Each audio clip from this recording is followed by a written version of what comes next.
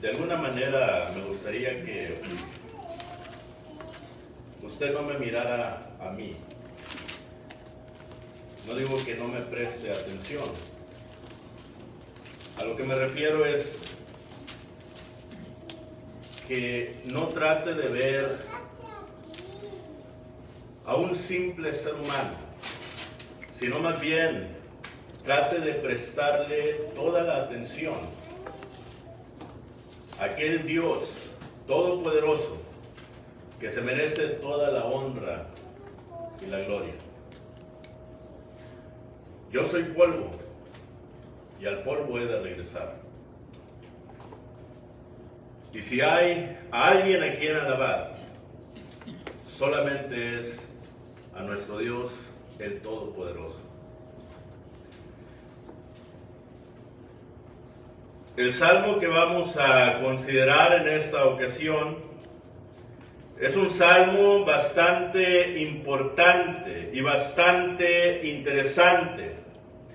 Es un salmo que cada uno de nosotros necesita prestarle toda la atención, puesto que es la palabra de Dios la que se va a hablar en esta ocasión. Este salmo es un salmo que lleva una continuación. Como ustedes saben, hay 15 salmos dentro de los salmos que son conocidos como los salmos de ascensión. Otros les llaman los salmos graduales o salmos de peregrinación. Y la razón del por qué estos 15 salmos se les llaman los salmos de ascensión es porque, según se cree, estos eran los salmos que los judíos que empezaban su peregrinación a Jerusalén cantaban durante ese transcurso y ese camino que los guiaba desde su casa hasta el templo de Jehová. Son salmos tan hermosos, salmos que nos exhortan a nosotros a ser mejores, a reconocer y a poder así cambiar nuestra manera de ser antes de presentarnos ante la presencia del Todopoderoso. El primer salmo que consideramos fue el Salmo 120. Y el Salmo 120, en una palabra, nos habla de reconocimiento. Esto es, nosotros tenemos que reconocer el lugar donde estamos. Esa fue la única manera en la que nosotros pudimos darnos cuenta de nuestro pecado. Y este salmo nos habla de cómo es que estaban lamentablemente rodeados de la mentira y de la contención. Y más adelante, en el Salmo 121, nos habla de la búsqueda. Estos peregrinos empiezan a buscar aquello que se dieron cuenta que no podían encontrar en el lugar donde ellos estaban. Se dieron cuenta que necesitaban buscar más allá y voltearon hacia las montañas buscando la ayuda y se empezaron a dirigir hacia la ciudad de Jerusalén. Y el Salmo 122 nos habla de la llegada. Vemos nosotros cómo es que estos peregrinos se regocijaron grandemente por haber llegado a Jerusalén y haberse presentado en el templo de Jehová o en la casa de Jehová. Y mirábamos cómo es que David se puso tan contento y él decía, David decía, yo me alegré con los que me decían, a la casa de Jehová iremos. Es una alegría intensa, una alegría, hermanos, que penetra hasta llegar al alma. Así debemos de sentirnos nosotros cada vez que nos reunimos y nos juntamos como casa de Dios. Así es que ahora en esta ocasión, el Salmo 123, en una sola palabra nos va a hablar de la meta. La meta. ¿Por qué? Bueno, porque estos peregrinos, habiendo llegado a Jerusalén y habiendo estado presentes en el templo de Jehová, ellos supieron y se dieron cuenta que lo hermoso de estar en el templo de Jehová no eran las paredes, no era el edificio, sino más bien que era el Dios todopoderoso, creador del cielo y de la tierra. Es a Él a quien ellos empezaron a mirar y empezaron a maravillarse de Él y pusieron sus ojos en Él.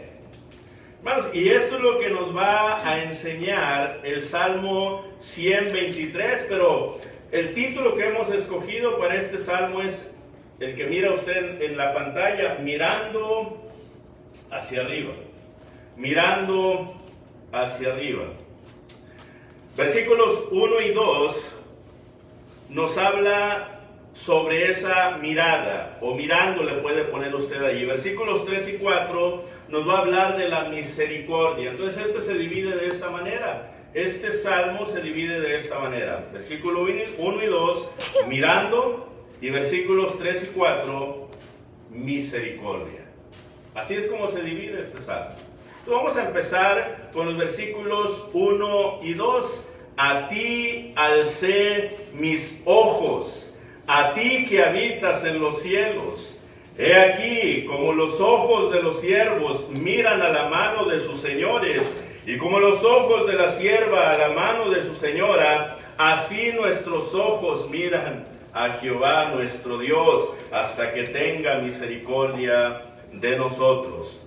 Mirando, a ti, dice allí la Escritura, alcé mis ojos. Anteriormente en el Salmo 121, empieza el Salmo: alzaré mis ojos a los montes. Sí, ellos alzaron sus ojos a los montes, pero ahora ya no estaban mirando hacia el monte, o ya no estaban mirando a Jerusalén, sino que ahora ellos empezaron a mirar a aquel Dios todopoderoso. A ti alcé mis ojos. Hermanos, nosotros debemos usar nuestros ojos con resolución, ya que no irán hacia el Señor por sí mismos. Ellos no van a voltear hacia el Señor por sí mismos, sino que se inclinarán para mirar hacia abajo, hacia adentro o hacia cualquier otro lugar que no sea el Señor. Esto es, nosotros como hijos de Dios tenemos que tomar la decisión de mirar hacia arriba, de mirar hacia el cielo, de mirar hacia Dios. Y el punto es el siguiente, que mientras uno no tome la decisión de mirar hacia arriba, lamentablemente, ¿qué es lo que va a pasar? Bueno, vamos a empezar a mirar hacia abajo, a mirar hacia nuestros alrededores. Vamos a empezar, hermanos, a buscar aquello que tanto deseamos alrededor de nosotros, dentro de nosotros o en cualquier otro lugar que no sea en el Señor. ¿Ve? Eso es lo que vamos a empezar a hacer si nosotros no tomamos la decisión de mirar hacia arriba. Mientras nosotros no tomemos una decisión, lamentablemente, nuestro andar aquí en la tierra como cristianos, lamentablemente va a ser un andar, hermanos, en el cual vamos a estar dando vueltas y vueltas y vueltas y vueltas, y nunca vamos a llegar a nuestra meta. Nunca lo vamos a poder hacer. ¿Quiere usted ser así? Está dando vueltas y vueltas y vueltas sin llegar a aquel lugar en el cual usted quisiera estar. Lo mismo le pasó a los israelitas cuando salieron de Egipto. Lamentablemente, por su soberbia, por su idolatría, por su rebeldía, por su inmadurez, por su pecado, Dios, hermanos, a esa primera generación que salió de allí de Egipto, los los hizo, ¿verdad?, que caminaran alrededor del desierto por 40 años, hasta que esa generación, hermanos, fue muerta totalmente. Pues, esa es la manera en que nosotros queremos también vivir. Yo sé que no, hermanos, yo sé que no. Así es que nosotros tenemos que tomar la decisión de alzar nuestros ojos, de mirar hacia arriba. A ti, dice aquí el salmista, que habitas en los cielos. Y este es un punto muy importante, hermanos, porque el apóstol Pablo en Hechos capítulo 17 y versículo 24, él nos dice que Dios no habita en templos hechos por manos humanas. Dios, cuando David quiso hacerle una casa, ¿qué creen que le dijo Dios a David? David, ¿acaso me vas a hacer una casa a mí? Ni siquiera el cielo me puede contener. ¿Cuánto más una casita en la tierra? ¿Ve? Y otra vez, más adelante, el apóstol Pablo viene a decirle a aquellos varones atenienses, los cuales tenían muchos ídolos, y aquella inscripción que decía al Dios no conocido, dice el apóstol Pablo, Dios no habita en templos hechos por manos humanas. No. Dios está, dice Mateo capítulo 6 y versículo 9, ¿dónde? Dice el Señor, Padre nuestro que estás en los cielos. Padre nuestro que estás en los cielos. Aquella es la morada de Dios, hermanos. Todo su esplendor. Dios en toda su naturaleza. Dios, hermanos, en todo su ser. Él habita en los cielos. Él no puede habitar en ningún lugar más que en los cielos. Solamente allá se encuentra su morada.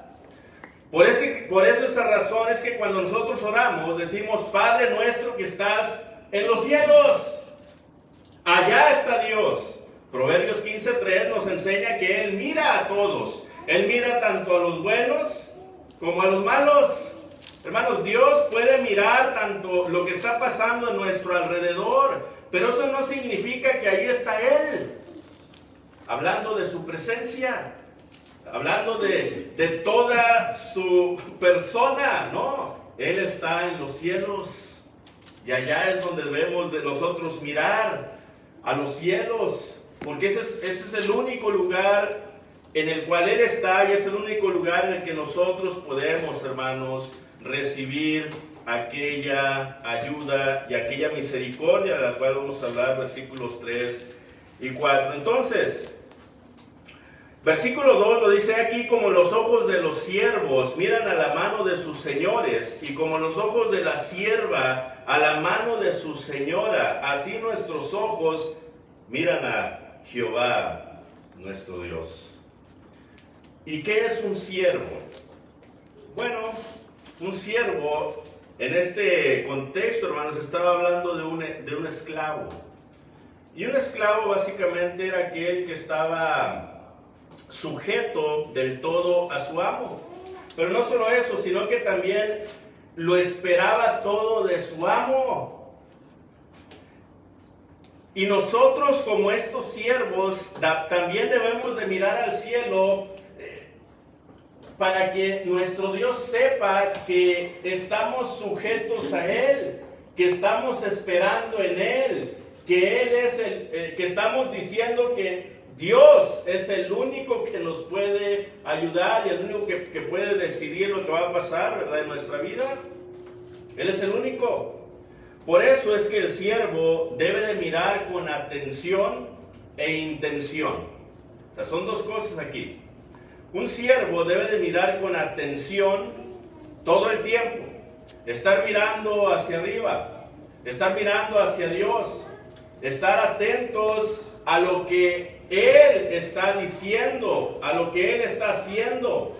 Pero por otro lado también debe de mirar con intención. Esto es, el siervo debe de estar dispuesto a trabajar para Dios, a obrar para Dios, a hacer la voluntad de Dios. Eso es lo que el siervo es, y esto es lo que nos dice aquí el Salmo 2, el Salmo 103, el verso 2.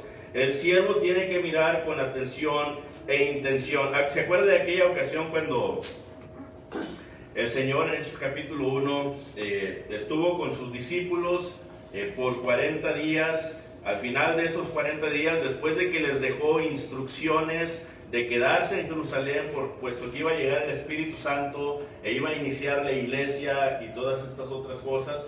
Bueno, después de esto, hermanos, el Señor dice que empezó a elevarse hacia el cielo Y los discípulos que estaban allí, hermanos apóstoles, ellos empezaron a mirar cómo es que el Señor empezaba a elevarse hacia el cielo. Y estaban atentos mirando a Jesús, cómo es que Él se estaba yendo al cielo. Pero después una nube, hermanos, lo cubrió. Y ellos ya no pudieron mirar al Señor. Pero ¿qué creen que estaban haciendo los apóstoles en ese momento? Ellos continuaron viendo hacia el cielo. Y ellos estaban atentos viendo al cielo. Y estaban así, hermanos, viendo al cielo y tratando de mirar, por cierta manera, tratar de ver a ver si el Señor, hermano, lo podían mirar nuevamente, ¿verdad? A ver si el Señor iba a regresar. No lo sé. Pero ellos estaban atentos. Pero nos dice allí el Hechos, capítulo 1, versículo 10 y 11, capítulo 1, versículo 10 y 11, que dos personas con vestiduras blancas, ¿qué fue lo que les dijeron a ellos?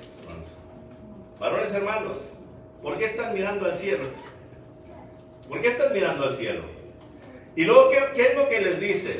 Este Jesús, los cuales ustedes vieron irse al cielo, así va a regresar también. Además, ¿qué estaban tratando de decirle estos varones de vestidura blanca a estos discípulos de Jesús? ¿Qué estaban tratando de decirles? Bueno, lo siguiente, les estaban diciendo, miren, no piensen que se van a quedar viendo al cielo hasta que el Señor regrese, ¿verdad?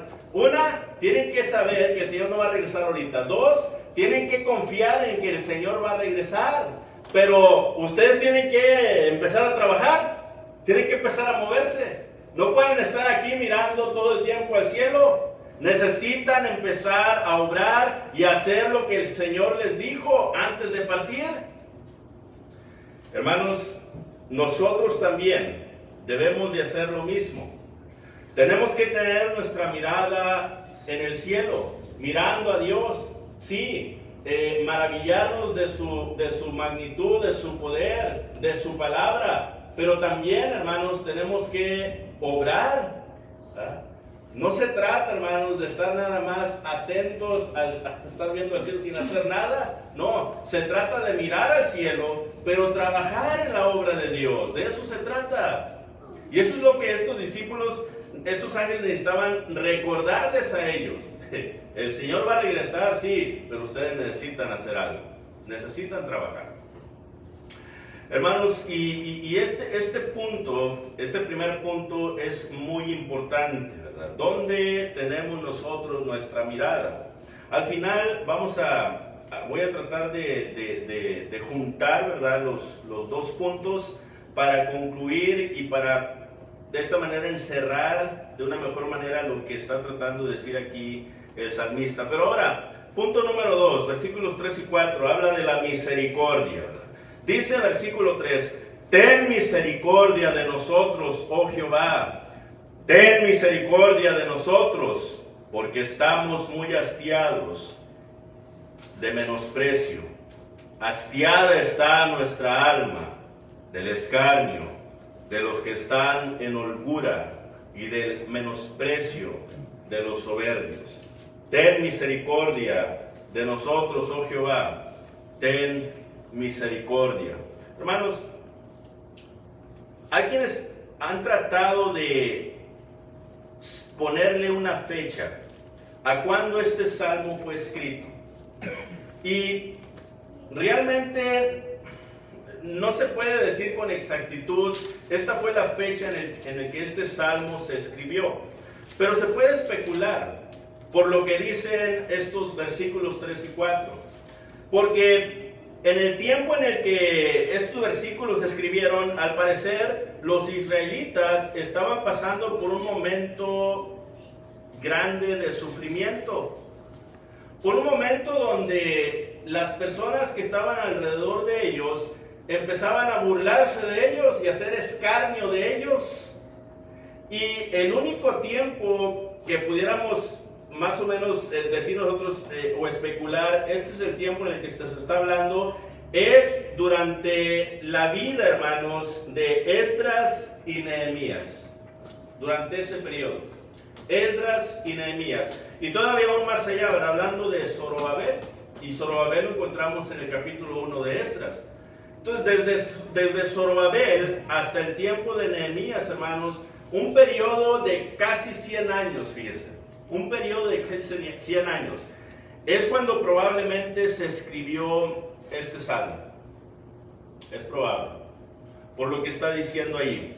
Ahora, Zorobabel es aquella persona al cual Ciro escogió, hermanos, para que regresara a Jerusalén. Se le conoce como el primer regreso a Jerusalén. Y Zorobabel se encargó de restaurar el templo. ¿Y saben cuánto tiempo duró Zorobabel para restaurar el templo? Gracias a estos enemigos que estaban atacando constantemente, 20 años. En 20 años acabó de restaurar el templo. Eso fue mucho tiempo.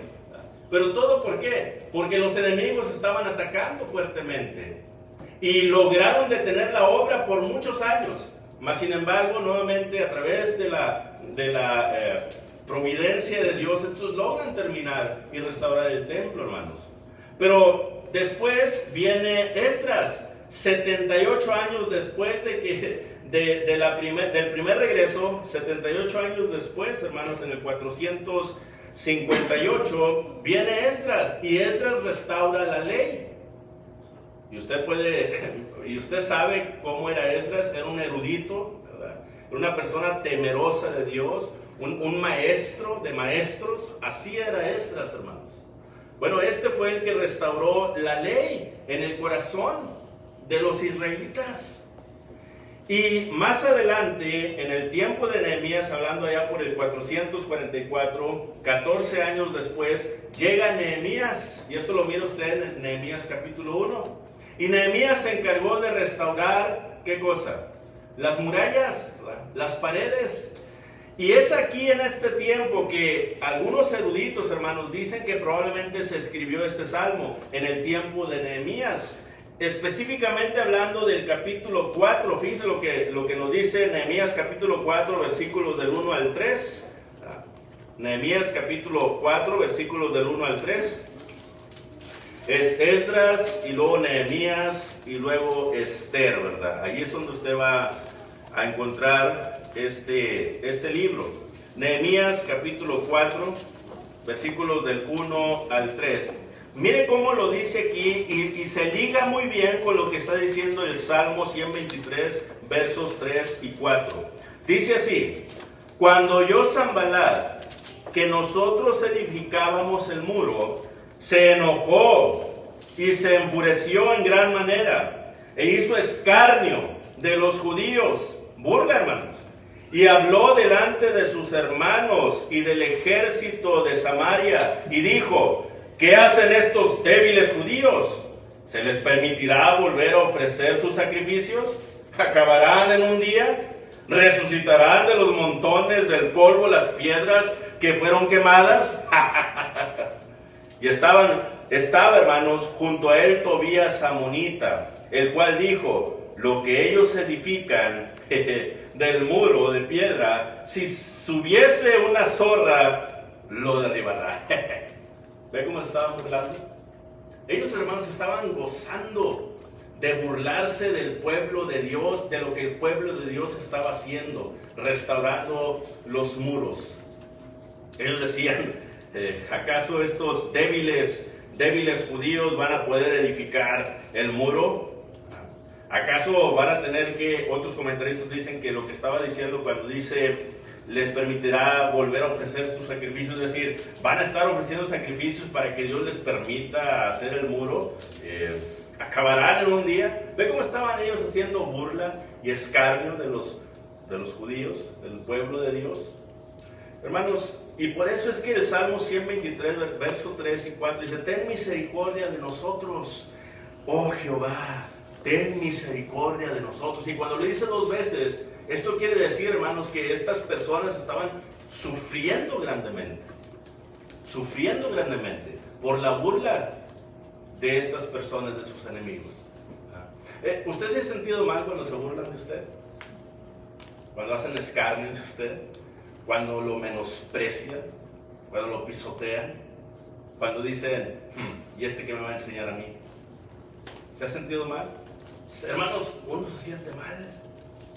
Uno, hermanos, se debilita. Bueno, estos Sanballat, Tobías y los árabes y todos estos enemigos que estaban atacando el pueblo, lo empezaron a atacar con la burla, porque ellos sabían, hermanos, que la burla puede desanimar a una persona fácilmente, si la persona lo permite, ¿verdad? Hermanos, hay ocasiones en las que nosotros nos hemos propuesto probablemente ciertas metas en nuestra vida personal, hablando en relación de lo espiritual, ¿verdad? Dice uno, bueno, yo voy a leer la Biblia en un año. Y luego de repente, ¿qué es lo que sucede? Se dan cuenta que tú quieres leer la Biblia y dicen, ay, pues tú cuándo la vas a leer, pues ni te gusta leer. Es más, no, hombre, tú te duermes cuando lees. Ni siquiera deberías de empezar a leer la Biblia. Yo no sé qué andas haciendo con eso. No, olvídate. Es más, tú lees bien feo. Hermanos, y otra vez, hay otras cosas las que probablemente usted ha querido hacer para la obra de Dios. Yo quiero enseñar a los niños, probablemente ese era su propósito. Yo quiero enseñar a los niños, pero de repente viene una hermana y le dice, una hermana que ya tiene experiencia en enseñar y viene y le dice a usted, a esa hermana, oye hermana, me gustaría que me enseñaras a cómo dar clase a los niños. Es más, con la pura mirada, ¿verdad? ¿En serio? O sea, ¿tú quieres dar clase? No, hermana, es que tú no puedes. No tiene lo requerible para hacerlo. O cuando un hermano está emocionado y tiene ese deseo de dar un estudio o dar una predicación, hermanos, y viene con el predicador y viene y le dice, hermano, ¿qué le parece si me enseña a preparar un bosquejo o si me da la oportunidad de dar un estudio, ¿verdad? Ahí en el púlpito, hermano? ¿Qué le parece? Ay, hermano, es que honestamente, hermano, no creo que tengas el don. Hermano, pero usted ni me ha escuchado. Sí, hermano, pero no creo que tengas el don. No creo que tengas la capacidad, hermano. No te miras no te miras apto para eso. Hermano, no quieres ser predicador. O cuántos padres que son predicadores no han desanimado a sus propios hijos también. Viene el hijo y le dice, yo quiero ser predicador como tú, papi. No, tú no sabes ni lo que pides. Olvídalo de ser predicador. Mira, te van a menospreciar, se van a burlar de ti, te van a pisotear, te van a hacer ver mal ante los demás. Y empieza la lista, ¿verdad? Y empezamos pero no, es más, estás bien feo. Eso ni te va a ayudar, ¿verdad? Se van a reír de ti cuando te paras al frente. Pero si empezamos otra vez, a burlarnos, lamentablemente, a hacer escarnio de aquellos que quieren hacer la voluntad de Dios, y los desanimamos y los pisoteamos y los hacemos sentir mal, a tal grado que es lo que sucede, se desaniman, ya no quieren seguir. Bueno, estos hombres, ellos pensaron que al desanimar, al burlarse, mejor dicho, del pueblo, el pueblo se iba a desanimar y iba a parar de hacer las murallas, hermanos, o el muro. Pero ¿eso fue lo que pasó? No. Ellos continuaron. Ellos siguieron adelante. Ellos se animaron, hermanos, más para poder de esta manera terminar el muro. ¿Y saben cuánto tiempo terminaron los muros? En 52 días. Es impresionante eso, hermanos. Eso es muy impresionante. Cuando nosotros no prestamos atención a la burla y al escarnio, y aunque se burlen de nosotros, aunque se rían de nosotros, aunque nos quieran humillar, hermanos, nosotros tenemos que seguir adelante. Tenemos que seguir avanzando. Tenemos que, hermanos, hacer algo para no prestar atención a esas cosas. Mire, déjenme platicarle una historia secular. ¿Cuántos de ustedes conocen a Gandhi o han oído hablar de Gandhi? Mahatma Gandhi. No recuerdo el primer nombre, pero Gandhi, vamos a decir. Yo creo que la mayoría aquí sabe quién es Gandhi. Bueno, Gandhi, hermanos, cuando él empezó a estudiar en la universidad a la cual él fue, a la cual se graduó, uno de sus profesores no lo quería para nada. Gandhi era una persona bien prudente, sabia, inteligente, ¿verdad? Y este profesor, hermanos, en cada ocasión buscaba la manera de cómo hacerlo que se sintiera menospreciado y burlarse de él, ¿verdad? Para que Gandhi parara de estudiar y se saliera de la universidad. ¿Saben? Les voy a contar 3 cosas que le pasó a Gandhi. Primero, va Gandhi a la cafetería, agarra su plato, ¿verdad?, su vasija, y va y se va a sentar en la mesa donde ese profesor que no lo quiere está sentado. Y según platica la historia, hermanos, cuando Gandhi iba a sentarse, el profesor le dice: hey, espérate, ¿qué estás haciendo? ¿Qué no sabes que los cerdos y los pájaros no se sientan juntos? ¿Sabe qué le dijo Gandhi? Le dijo: profesor, discúlpeme, me iré de su presencia volando. ¿Okay? Y luego en otra ocasión, cuando estaban en el salón de clase, hermanos, dice el profesor: Gandhi, sí, profesor, tengo en esta mano una bolsa llena de oro y en esta otra una bolsa llena de sabiduría. ¿Cuál escogerías tú? Y le dice Gandhi: la bolsa de oro, maestro. Y dice el maestro, el profesor: ay, Gandhi, qué tonto eres. ¿Cómo es posible que vas a escoger la bolsa de oro? Si yo fuera tú, yo hubiera escogido la bolsa de sabiduría. Y le dice Gandhi: maestro, cada quien agarra lo que necesita. Por último, en un examen final, el profesor estaba tan molesto con Gandhi, lo quería hacer sentir mal, hermanos. ¿Y qué es lo que hizo en el examen final? Ni siquiera lo checó, simplemente le puso, en otra palabra, yo voy a poner una palabra más suave, ¿verdad? Le puso allí burro nada más, fue todo lo que le puso, ¿verdad? Burro. Cuando Gandhi recibió la hoja, ¿verdad?, el examen, la vio y le miró y... okay. Entonces va con el maestro y le dice: oiga, maestro, pues yo miro aquí que usted puso su firma, pero no me dio el grado. Hermanos, el punto es este. La gente hace cosas. Tú eres el que decide si quieres que te las hagan a ti.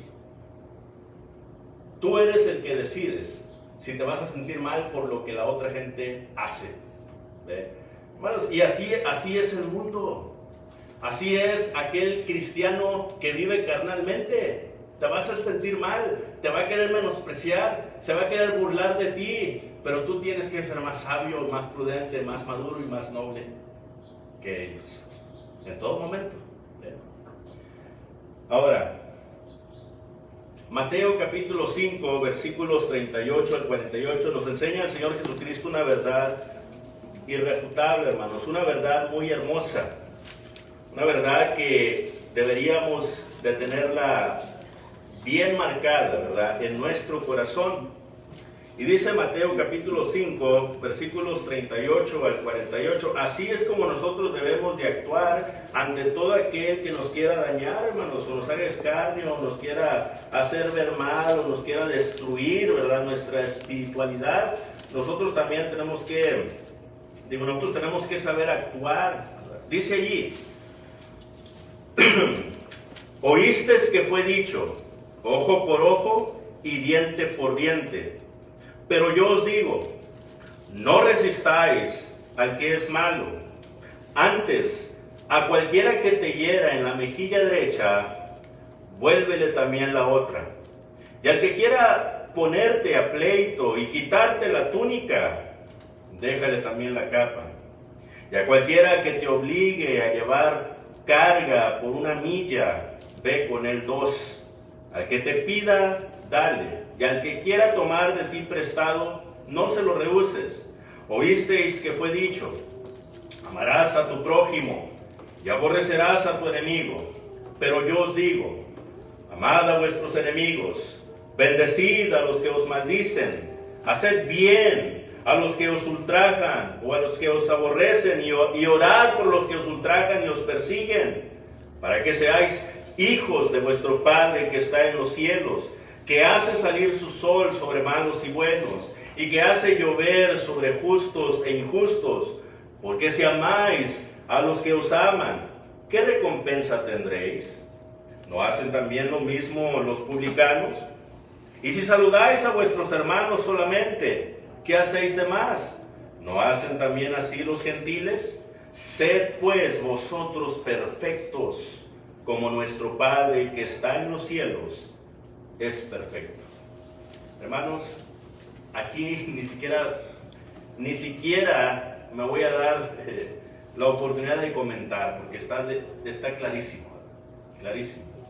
Nosotros tenemos que ser más amorosos, más sabios, más maduros, más prudentes que aquellos que nos quieren dañar, que aquellos que nos quieren hacer caer, que aquellos que nos quieren herir, que aquellos que nos quieren desanimar, hermanos. Tenemos nosotros que mostrarles el amor de Dios, el verdadero amor de Dios.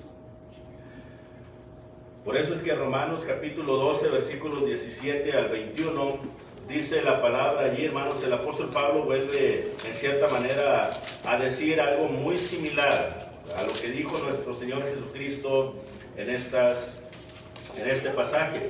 Romanos capítulo 12, versículos 17 al 21. Fíjese lo que dice allí el escritor a los romanos. Romanos capítulo 12, versículos del 17 al 21. No paguéis a nadie mal por mal. Procurad lo bueno delante de todos los hombres, si es posible. En cuanto dependa de nosotros, estad en paz con todos los hombres.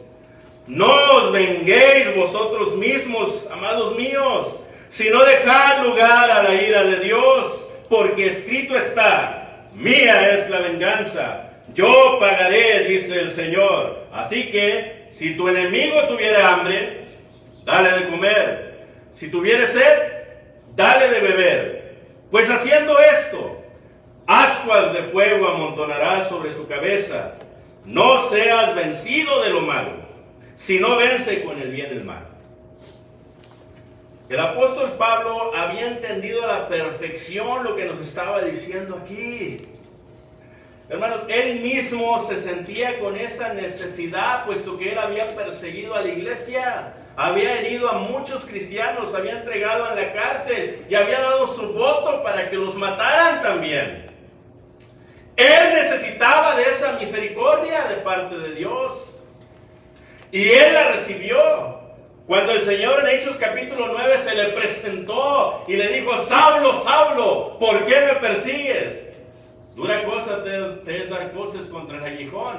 Y le dijo: Señor, ¿quién eres? Yo soy Jesús, a quien tú persigues. Y le dio indicaciones de lo que Saulo tenía que hacer para poder transformar su vida, cambiar su vida y empezar a trabajar en la obra de Dios de la manera correcta. Porque él lo que estaba haciendo, lo estaba haciendo por ignorancia, pensando que estaba agradando a Jehová, el Todopoderoso. Pero el Señor, hermanos, tuvo misericordia de él y le indicó el camino correcto que ahora él tenía que seguir. Y lo siguió fervientemente, hermanos, y él fue el hombre más celoso. Fue la persona que más obró.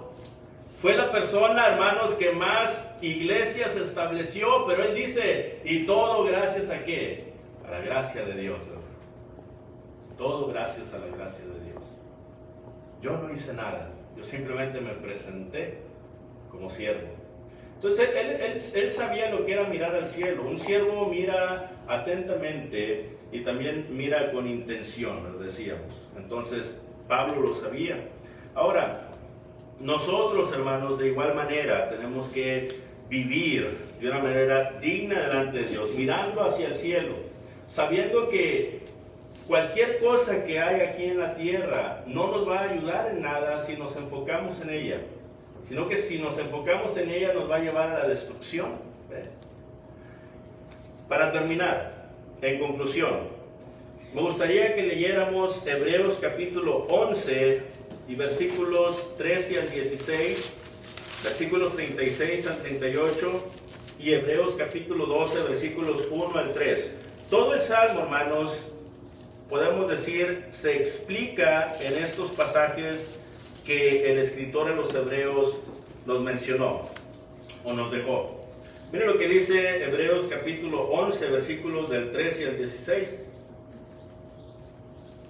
Conforme a la fe, murieron todos estos sin haber recibido lo prometido, sino mirándolo de lejos, y creyéndolo, y saludándolo, y confesando que eran extranjeros y peregrinos sobre la tierra.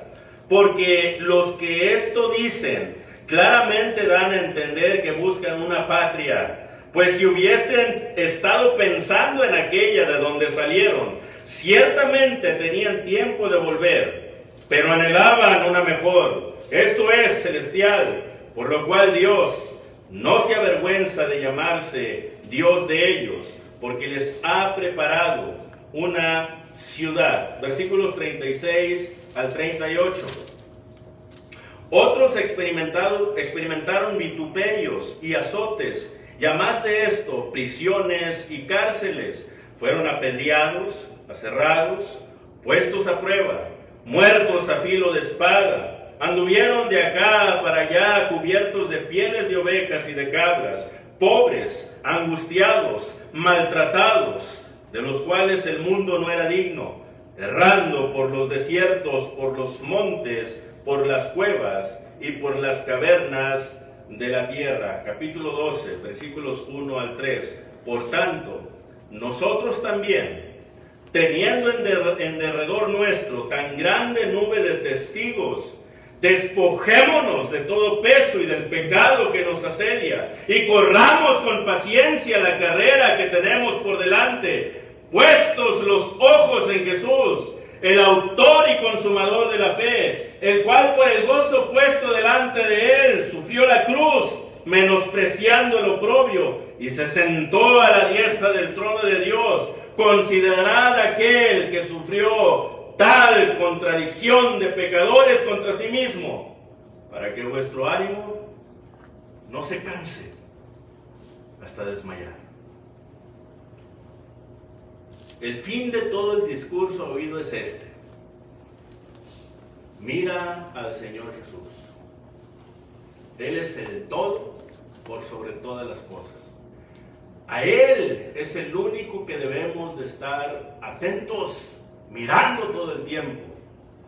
Mirando todo el tiempo de una manera sumisa, atenta, obediente. Y de esta manera, hermanos, dándole la gloria a Dios por ese gran amor que nos demostró a través de su Hijo. Y gracias al Espíritu Santo que a través de su obra podemos nosotros leer estas líneas en este libro tan hermoso que tenemos delante de nosotros. Gracias a nuestro Dios, hermanos, por ese gran amor. Nosotros también debemos de tener esto en mente. No somos los únicos que estamos sufriendo. Hay más hermanos que están sufriendo. No somos los últimos que vamos a sufrir. Después de nosotros vienen más hermanos que van a sufrir. Todos estamos peleando la buena batalla de la fe.